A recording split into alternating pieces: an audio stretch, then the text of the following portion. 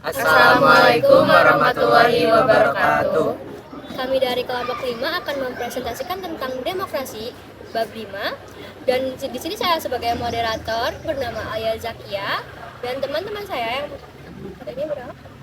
Nama saya Syala Marsa Nugraha dengan NPM 232122015. Nama saya Muhammad Ramadan Yusuf. Nama saya Gada Alhila. Nama saya Reksa Nitya Nugraha. Nama saya Muhammad Inuraji.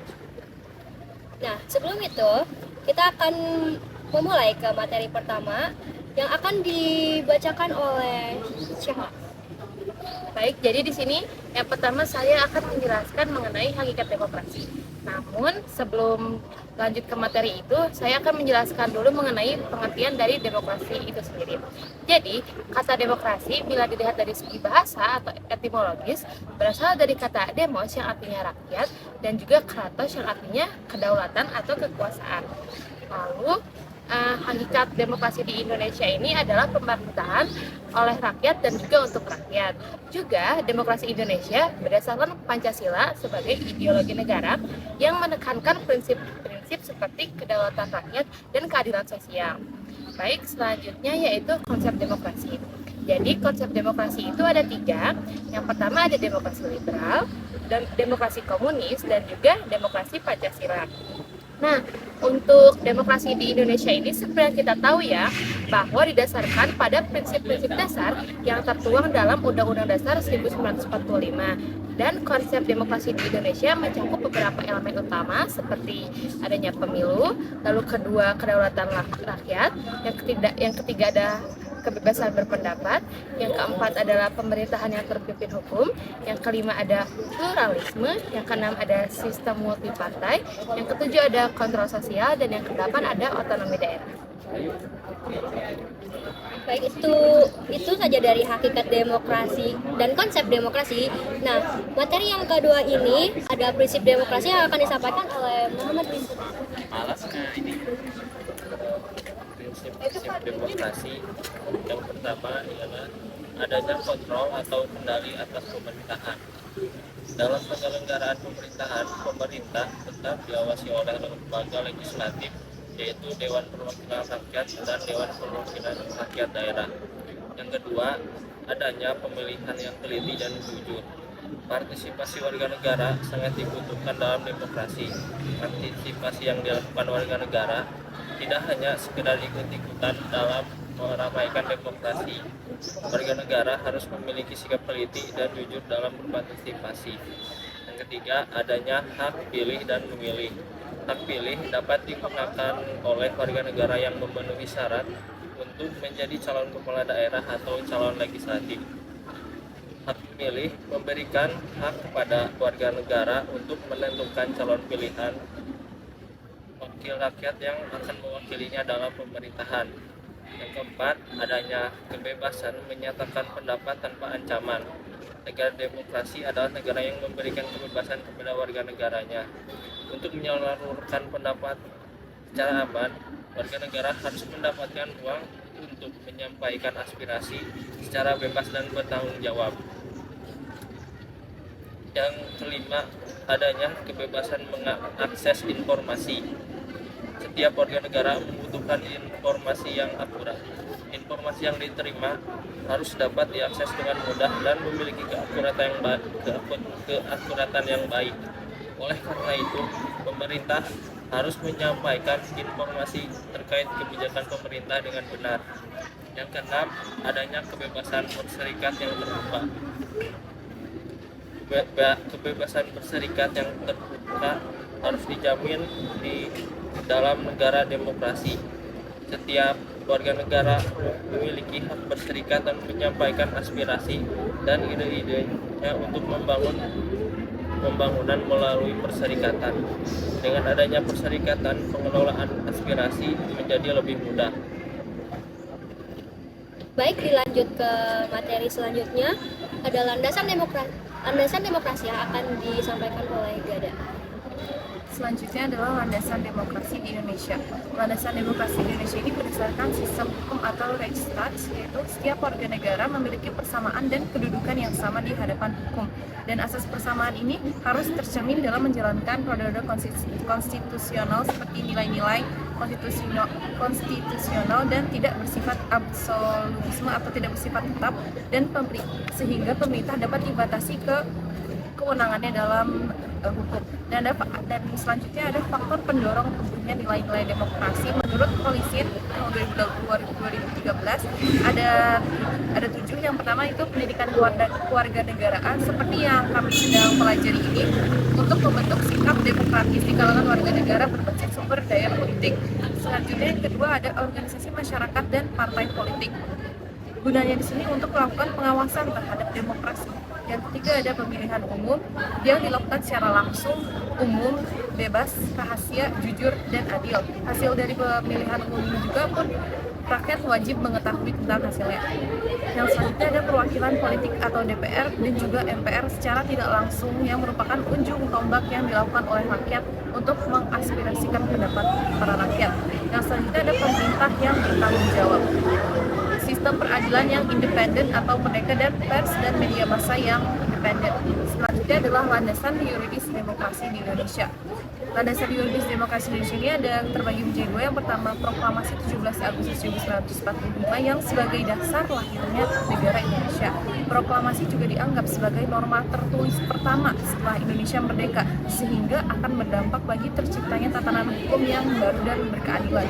Yang kedua ada Dekret Presiden 5 Juli 1959 yang dimana saat Dekret Presiden ini terhambat penyusunan Undang-Undang Dasar yang baru yang dianggap menjadi ancaman. Yang awalnya ada Undang-Undang Dasar sementara diubah lagi menjadi Undang-Undang Dasar 1945. Yang selanjutnya ada Supersemar, yaitu Surat Perintah 11 Maret 1966 yang di sini ini sebagai babak baru sistem pemerintahan di Indonesia. Selanjutnya ada pembukaan Undang-Undang 1945 yang berkedaulatan rakyat berdasar kepada ketuhanan yang Maha Esa, kemanusiaan yang adil dan beradab, persatuan Indonesia, kerakyatan yang dipimpin oleh hikmat kebijaksanaan dalam permusyawaratan perwakilan, dan juga bersama-sama mewujudkan keadilan sosial bagi seluruh rakyat Indonesia. Bahwasanya di pembukaan Undang-Undang Dasar 1945 ini menitik beratkan pada jalannya kehidupan demokrasi dan nilai-nilai Pancasila di Indonesia. Yang selanjutnya ada Pasal 1 Ayat 2 Undang-Undang Dasar 1945 yang berisi kedaulatan berada di tangan rakyat dan dilaksanakan menurut Undang-Undang Dasar. Pasal tersebut menjalankan roda kehidupan berbangsa dan negara yang menggunakan prinsip demokrasi. Selanjutnya ada pasal 28 Undang-Undang Dasar 1945 yang dimana pasal ini menjelaskan tentang kebebasan para rakyat dan warga negara untuk berkumpul, mengeluarkan pendapat baik tulis maupun lisan ataupun bentuk-bentuk lainnya. Dan dari pasal ini juga diberikan akses yang seluas-luasnya kepada masyarakat dan para rakyat untuk ikut berpartisipasi dalam penyelenggaraan pemerintahan. Yang terakhir adalah pasal 28E Undang-Undang Dasar 1945 ayat 3 yang berbunyi setiap orang berhak atas kebebasan berserikat, berkumpul, dan mengeluarkan pendapat.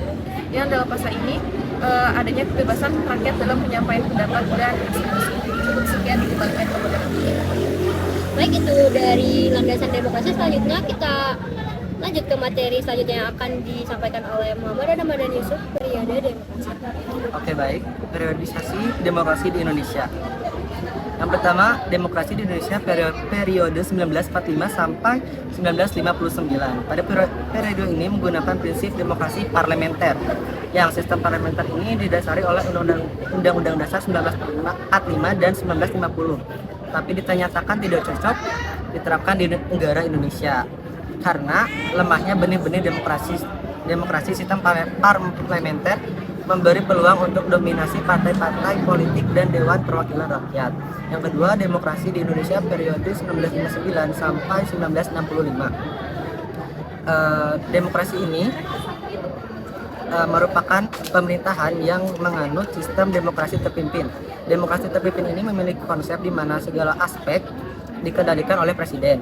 Yang ketiga, demokrasi di Indonesia periode 1965 sampai 1998. Periode ini ditandai dengan Orde Lama yang menjadi Orde Baru. Pada mulanya, pergantian rezim pemerintahan diharapkan mampu untuk mengembalikan dan meluruskan penyelewengan terhadap Undang-Undang Dasar 1945. tapi digantikan oleh demokrasi Pancasila. Dan pemerintahan ini dianggap tidak sejalan dengan prinsip-prinsip demokrasi Pancasila karena ditandai oleh dominannya peranan militer, birokratisasi dan sentralisasi pengambilan keputusan politik, pengebirian peran dan fungsi partai politik, campur tangan pemerintah dalam berbagai urusan, juga monopilisasi ideologi negara dan inkorporasi lembaga non pemerintahan. Yang keempat ada periode reformasi. Periode ini adalah pergantian pemimpin tertinggi negara Indonesia dari tampuk kekuasaan. Kejadian yang menimpa Pancasila secara inklusif, sangat terbuka dan penuh dengan nuansa hak asasi manusia yang berdampak kepada keengganan kalangan tokoh reformasi untuk menambah atribut tentang Pancasila. Lalu demokrasi ini berkembang setelah jatuhnya rezim, yaitu demokrasi tanpa nama. Mungkin sekian dari saya, dikembalikan ke moderator. Baik, itu saja dari periode demokrasi. Selanjutnya kita lanjut ke materi selanjutnya yang akan disampaikan oleh Reksa, yaitu konsep demokrasi Pancasila. Jadi untuk konsep demokrasi Pancasila, seperti namanya, konsep ini berasal dari dan berpedoman kepada Pancasila. Konsep ini juga menjunjung tinggi nilai-nilai Pancasila. Konsep demokrasi Pancasila diantaranya adalah persamaan bagi seluruh rakyat Indonesia. Kemudian ada keseimbangan antara hak dan kewajiban. Ada pelaksanaan kebebasan yang bertanggung jawab secara moral kepada Tuhan Yang Maha Esa, diri sendiri, dan orang lain. Kemudian ada mewujudkan rasa keadilan sosial. Ada pengambilan keputusan dengan musyawarah. Lalu ada mengutamakan persatuan nasional dan kekeluargaan, dan menjunjung tinggi tujuan dan cita-cita nasional. Mungkin segitu saja dari saya. Selanjutnya dikembalikan kepada moderator. Baik, itu materi dari konsep demokrasi Pancasila. Selanjutnya kita akan ke materi terakhir yang akan disampaikan oleh Rizky, yaitu materi tentang nilai-nilai demokrasi Pancasila. Ya, nilai-nilai demokrasi Pancasila ada 5, yaitu yang pertama ketuhanan yang berkebudayaan, ketuhanan yang Maha Esa. Yang kedua, kemanusiaan universal, kemanusiaan yang adil dan beradab. Yang ketiga, persatuan dalam kebinekaan atau persatuan Indonesia. Yang keempat, demokrasi permusyawaratan atau kerakyatan yang dipimpin oleh umat kebijaksanaan dalam permusyawaratan perwakilan. Dan yang terakhir, keadilan sosial, keadilan sosial bagi seluruh rakyat Indonesia. Oke, sekian dari saya. Lalu ada tambahan dari Muhammad Ramadan Yusuf tentang nilai-nilai demokrasi Pancasila. Untuk nilai-nilai demokrasi rakyat ini, secara khusus prinsip demokrasi merupakan kebalikan dari sistem otoritarianisme.